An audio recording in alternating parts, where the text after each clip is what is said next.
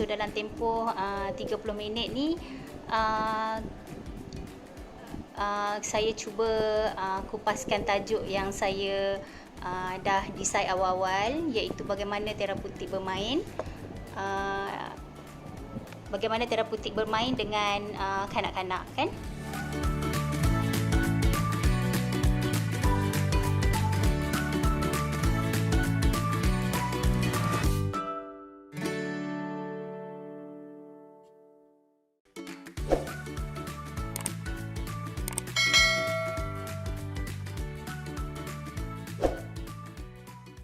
Bila kita sebut bermain, kan? Bila kita sebut bermain, bermain ni kalau bagi kanak-kanak dia memang fitrah. Fitrah maksudnya sesuatu yang sangat semula jadi. Kanak-kanak tak perlu pergi kelas bermain untuk nak bermain. Dia memang datang dengan sendirinya untuk aktiviti bermain, dan dia orang boleh create apa sahaja aktiviti sehari-harian dalam bentuk yang bermain. That's the good thing, sebab dia adalah fitrah. So kalau mengikut kami dalam bidang play therapy ni, definisi bermain adalah bahasa semula jadi kanak-kanak, dan barangan, toys, apa sahaja yang dia main tersebut adalah perkataan-perkataan mereka. Dan apabila kita sebut bermain dan kita tak boleh lari dengan kanak-kanak sebab dia fitrah tadi, kita juga dalam banyak bidang lah, pelbagai bidang dalam dunia ni appreciate sangat bermain tu. Yang mana memberi banyak manfaat dan benefit lah kepada kanak-kanak khususnya. So kalau kita tengok dalam bidang bahasa, bermain dapat digunakan untuk improve dari segi vocabulary, dari segi kemampuan, keupayaan untuk menggunakan bahasa. Banyak menggunakan aktiviti bermain untuk improve that part. Kalau dalam bidang kita lihat dalam bidang sukan, definitely untuk benefit kepada kesejahteraan fizikal dan sebagainya. Kalau kita tengok dalam bidang pendidikan khas, banyak juga macam speech therapist ataupun physical therapist, banyak juga menggunakan bermain ni untuk diaplikasikan dalam bidang mereka masing-masing. So dalam bidang psikologi dan macam saya bidang counselling, saya menggunakan bermain ini yang kita dah establish di negara-negara maju. Memang kita gunakan play therapy, which is kita menggunakan elemen bermain untuk kita aplikasikan dalam sesi counselling. Cuma setiap bidang tadi dia mengambil kira bermain tu mengikut dan membuat modifikasi mengikut bidang masing-masing. Cuma stigma lah dekat Malaysia, kan, bila kita cerita tentang bermain, apa stigma agaknya yang muncul apabila kita sebut bermain. Paling glamour, kalau kita tak faham benefit kelebihan bermain tu, kita akan rasa bermain itu adalah satu stigma dia lah, macam membuang masa, kan, waste time. Kalau kita marah pun biasa, kan, keluar daripada mulut kita, asyik main je, betul tak? Dan juga biasa juga guru-guru dekat sekolah, kalau nampak anak murid bermain, kan, dia punya stigma tu, dia punya perceptions tu bermain tu macam negatif sangat. Seolah macam kanak-kanak ni bermain perlu kena pada masanya. Susah juga pada kanak-kanak sebenarnya, sebab bermain ni fitrah. Tapi sebenarnya di fitrah, susah sebenarnya kanak-kanak dia nak kata jangan main, sebab dia memang dah ada dalam diri mereka, kan, sefitrah. Okey, ketika bermain akan ada, ni kita cerita kanak-kanak, kan, ketika kanak-kanak bermain akan ada 4 perkara terjelma ketika dia bermain.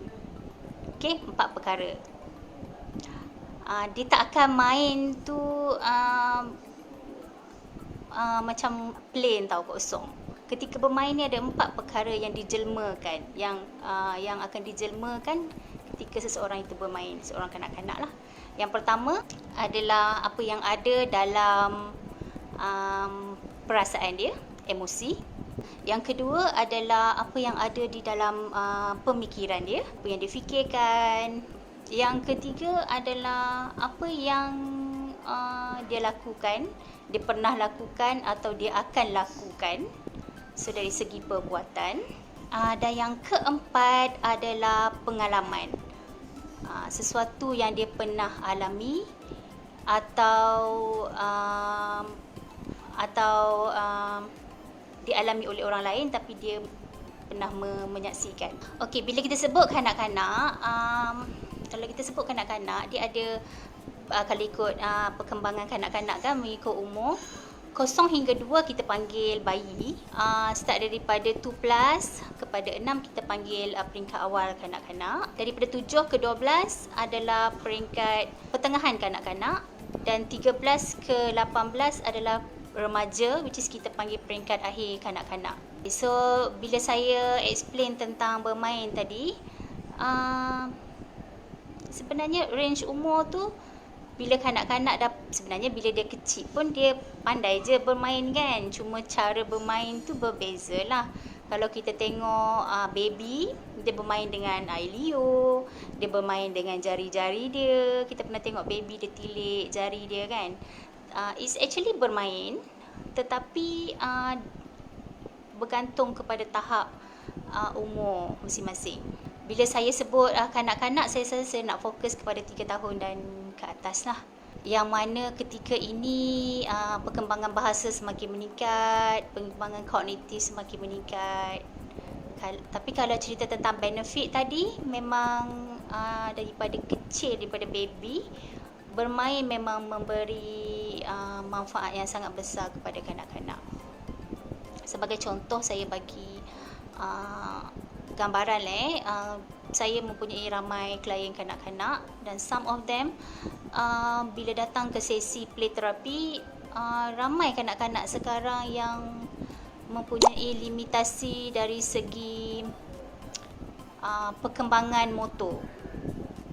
Sama ada motor halus atau motor kasar. Macam klien saya range umur 5-6 tahun masih belum boleh pegang pensel dengan baik. Dia memegang macam ni, dan kadang-kadang ada yang tak mampu nak coordinate jari dengan baik, which is they lack stimulation, sensory stimulation, sensory ni.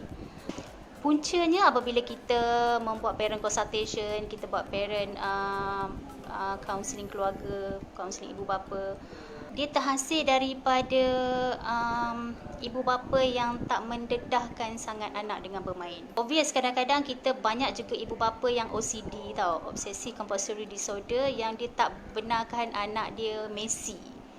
Macam tak boleh main tanah, benda-benda lembik macam peledor, benda-benda yang boleh buat sepah macam pasir, ataupun yang boleh kotorkan lantai kat rumah macam watercolour. Dan parents yang OCD ni, dia tak boleh rumah dia bersepah kan, everything mesti dalam in order. Jadi secara tak langsung kesan kepada anak itu adalah tak diekspos dengan banyak benda bermain. Apabila tak diekspos, dia tak benefit bermain untuk nak tingkatkan perkembangan motor kecil, motor halus, motor kasar tersebut, dia delay, dia lambat. Dan kita boleh nampak kadang-kadang kanak-kanak yang ada masalah sensory ni, dia berjalan, dia jinjat-jinjat. So itu daripada kecil sebenarnya dia akan bawa. So expose lah kanak-kanak dengan lebih banyak dia bermain. Sebenarnya dia sedang mempraktiskan banyak perkara, termasuk perkembangan motor, bahasa dan perkembangan brain. Sebab brain ni makanan dia apa? Apa makanan otak? Adalah information kan? Information adalah dia punya tempat proses. That's dia punya function dia. So without 5 sensory tadi, kita ada 5 sensory kan? Kita ada sentuhan, kita ada visual, kita ada audio, kita ada rasa, satu lagi apa? Bau. Kalau limit kita menggunakan sensory tadi ada limitasi terbatas, sebenarnya dia juga akan mengganggu proses perkembangan kognitif, iaitu brain kita. Bila kita kata terapeutik, apa maksud terapeutik? Terapeutik ni something yang menyenangkan, menyelesakan. So kalau dalam play therapy, which is counselling kanak-kanak, memang saya menggunakan pendekatan terapi bermain. Terapeutik ni sesuatu yang selamat, selesa, yang mana tidak ada satu perasaan rasa terancam. Kalau anak-anak nak bermain tapi dalam masa yang sama takut ibu marah, takut ayah marah, takut abang marah, which is rasa yang macam tu kita panggil tak terapeutik lah. Rasa macam takut-takut, rasa macam was-was. Dan terapeutik ni pun dia mesti ada suasana dia yang tersendiri, yang mana apabila dia bermain tak ada siapa yang judge maksudnya tak ada orang yang mempertikaikan ataupun tak ada orang yang mengevaluate aktiviti bermain dia. So dalam counselling definitely kita mesti ada elemen terapeutik ni. Saya perasan dalam Facebook sejak kita RMO ni, ramai parents yang upload aktiviti bermain dengan anak-anak. Ada yang create pelbagai perkara untuk nak jadikan bermain dengan anak-anak rumah untuk nak ada satu masa yang best lah dengan anak-anak. That's very good. Tapi saya faham juga kadang-kadang tak ramai parents yang kreatif, yang boleh menyediakan fancy punya aktiviti bermain kan. Dan the good things itu bukan a requirement. Itu bukan perkara yang is a must untuk kita prepare ketika anak bermain. Kalau sebagai counsellor, different sikit kalau kita nak gunakan play therapy. Tapi sebagai seorang ibu yang kalau kita nak guna terapeutik bermain, sebab tu saya guna perkataan terapeutik bermain, saya tak kata terapi bermain. So terapeutik bermain ni kita boleh apply dengan anak-anak atau kanak-kanak, anak buah, adik dekat rumah, yang mana membantu dia untuk yang pertama sekali adalah express. Sebab ketika bermain, definitely kanak-kanak, the good things, kalau kita tak dengan dia bermain pun, the good things sebenarnya secara tak langsung dia sedang express sesuatu. Kenapa saya kata dia sedang express sesuatu? Sebab 4 perkara yang saya kata tadi. Sama ada datang daripada emosi dia, sama ada datang daripada pemikiran dia, sama ada datang daripada tingkah laku, ataupun sama ada datang daripada pengalaman. So definitely sedikit sebanyak. Dan tak semestinya yang diekspreskan tersebut semuanya masalah. Ada juga kanak-kanak kalau dia quite healthy, emotionally healthy kids, dia berimajinasi, dia mengekspreskan something yang dia bayangkan, yang dia berfantasi dan sebagainya. Dan itu semua bagus untuk perkembangan kanak-kanak. Cara bila tersebut bermain dengan kanak-kanak, dia ada sama ada menggunakan toys. Macam ni saya berlatar belakangkan kawasan bermain anak-anak saya kat rumah lah, bahagian atas rumah. So memang akan ada bahagian yang ada toys yang kita letakkan di rak dan sebagainya untuk dia orang bermain lah, untuk anak-anak saya bermain. Toys can be one element dalam terapeutik bermain. Yang kedua adalah elemen dia adalah seperti art.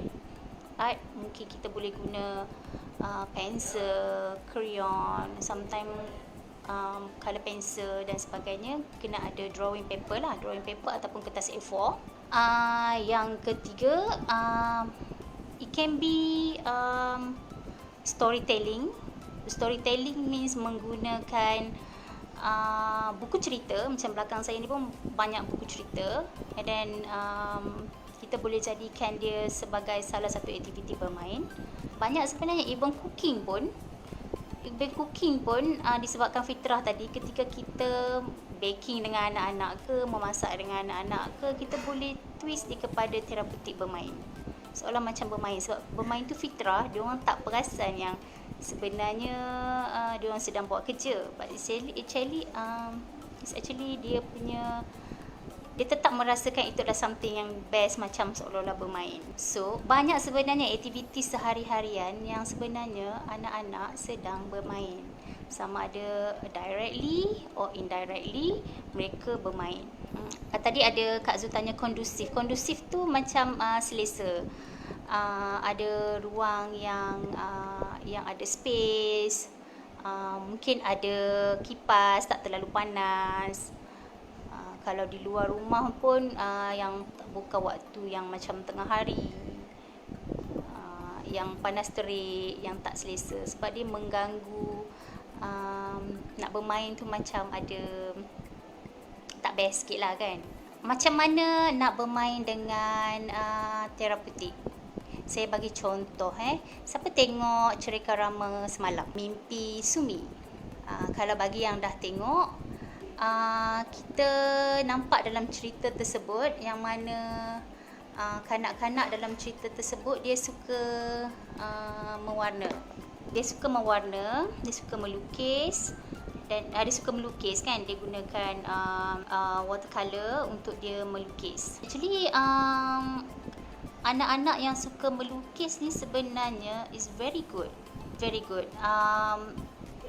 Because of 4 perkara yang dia akan express tadi, yang saya cerita tadi, yang dia akan happen kepada dia ketika dia bermain. Salah satunya adalah dengan melukis atau mewarna. Dia mengactivate juga sel-sel brain. So yang tak terapeutiknya, kalau saya boleh bagi contoh, ketika anak tersebut melukis, dia berseorangan, betul tak? Dia melukis di dalam bilik dia. Jadi walaupun dia kondusif, dia selesa di dalam bilik dia, sebab dia ada meja, dia ada kerusi, dia ada semua bahan kondusif, tapi it's not terapeutik untuk kanak-kanak. Sebab kalau boleh kita berada dengan kanak-kanak tersebut. Kemudian apabila dia melukis dan dia tunjukkan, setiap kali dia lukis dia akan tunjuk kepada mama dia lukisan dia. Sebenarnya itu adalah dia punya fitrah untuk dia. Sebab bila dia express tadi, tak ada orang yang bersama-sama dengan dia ketika dia bermain tu. Jadi dia rasa macam tak settle. Kan? Tak settle. Dia tetap cari somebody untuk dia share apa yang dia dah lukis. It's actually dia nak express. Tapi kanak-kanak ni, mengikut umur kanak-kanak ni, limitasi dia yang kita semua tahu, yang pertama adalah limitasi dari segi bahasa. Dia tak sama macam orang dewasa. Orang dewasa kita boleh menggunakan vocab kita dengan baik. Kita boleh menggunakan level-level bahasa yang tinggi. Dan bila kita express, orang yang suka express melalui conversation ni, dia feel good selepas dia express. Tapi kanak-kanak dia ada limitasi bahasa. Yang kedua, limitasi dia adalah kognitif. Sejauh mana dia berfikir. Sebab kanak-kanak ni perkembangan brain dia bergantung kepada umur. Kalau kita tengok average 10 tahun baru dia punya kita panggil perkembangan brain dia, dia makin dilatih, dia akan menjadi lebih baik lah. Especially frontal brain, bahagian cerebral, bahagian berhadapan brain kita kan. Sebab kanak-kanak ni dia lahir, dia hanya ada cerebellum, which is back brain, yang mana fungsi dia bukan untuk logik akal. Yang logik akal bahagian hadapan. Logik akal tu maksudnya membuat keputusan, menganalisis, menakul, perkara-perkara yang sebenarnya orang dewasa dah expert lah, sebab kita dah ada dah berkembang dengan sepenuhnya kita punya frontal brain. So apabila anak tadi menunjukkan lukisan dia kepada ibu dia, tetapi ibu dia respon macam oh that's good, dan anak tu kata apa, sambil mak dia buat kerja kan, anak tu kata macam ibu dia ataupun mama dia tak ikhlas, even tak tengok pun sebenarnya lukisan yang dia buat. So itu adalah salah satu contoh situasi yang mana tak terapeutik. Dia rasa tak secure, dia rasa tak best, rasa macam menyesalnya tunjuk lukisan tu macam tak seperti yang dia harapkan. So end up, apa yang dia buat kesimpulan adalah dia tidak didengari. So actually ada perkara yang dia nak sampaikan kan. So bagi yang belum tengok cerita tu mungkin boleh tengok lah. That's very good. Cuma I wish dia punya plot hujung cerita tu dia tak dibunuh lah. I wish dia ada assertiveness ataupun parents dia come out dengan sesuatu untuk bantu membela diri, supaya bila kanak-kanak lain melihat dia menonton cerita tu, dia akan rasa oh this is yang apa yang dia patut buat. Tapi disebabkan ending cerita tu dia dibunuh, dia jatuh daripada tingkat atas dan meninggal, jadi macam oh kesiannya dekat dia. Tapi kalau dia bunuh diri pun tak bagus juga, sebab nanti kanak-kanak lain yang menonton cerita tu dia akan rasa macam oh this is the solution kan. I wish kalau cerita tu boleh buat plot hujung ending dia yang mana terbela, dan bagaimana nak membela nasib tu, macam dia bagi a good ideas kepada kanak-kanak kat luar sana. Walaupun dia adalah satu drama, tapi sebenarnya happen banyak sangat kat luar. Kalau kita melihat kes-kes di rumah kanak-kanak di Malaysia, kita ada banyak rumah kanak-kanak di Malaysia. Setiap negeri kita ada lebih daripada satu, definitely. Setiap daerah ada rumah kanak-kanak. So saya rasa kat sana mangsa penderaan seksual memang banyak. Kanak-kanak yang menjadi mangsa kepada penderaan, sama ada seksual ataupun fizikal ataupun mental, emosi, is banyak. Dan sedih lah. So macam mana kita nak twist anak yang bermain sehari-harian kat rumah tu menjadi sesuatu yang terapeutik, dan dia boleh express dalam masa yang sama. Anak-anak kita ni kadang-kadang dia bukan tak nak share dengan ibu bapa, tapi dia don't know how to share. Lagi-lagi kalau ibu bapa yang tak banyak spend sangat masa mendengar, jadi dia tak tahu, because of limitasi bahasa dan kognitif tadi, dia tak tahu macam mana dia nak share. Jadi kitalah orang dewasa yang dengan kanak-kanak tersebut, sama ada kita guru ke, kita ibu bapa ke, kita kakak ke,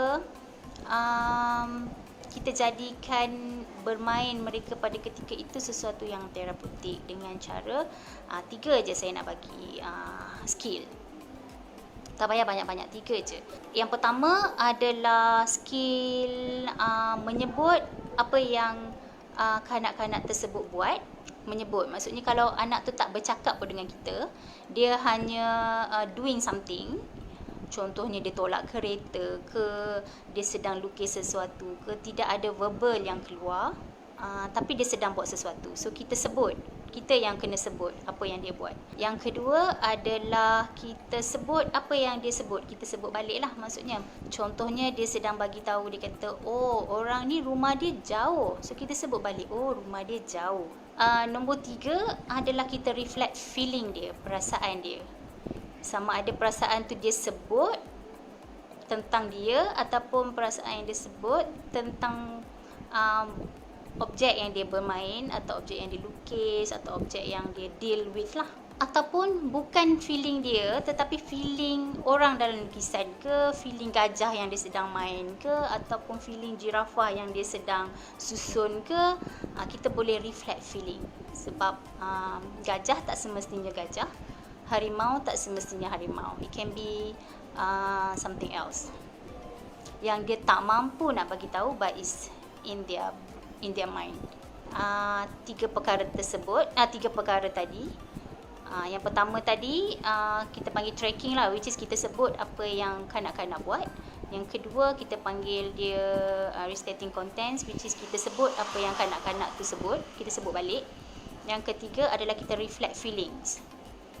3 ni saja. Kalau kita amalkan 3 perkara ni dalam conversation kita hari-hari, yang mungkin agak susah lah, sebab parents ni kadang-kadang dia pakai topping parents kan, dia tak boleh pakai topping counselor.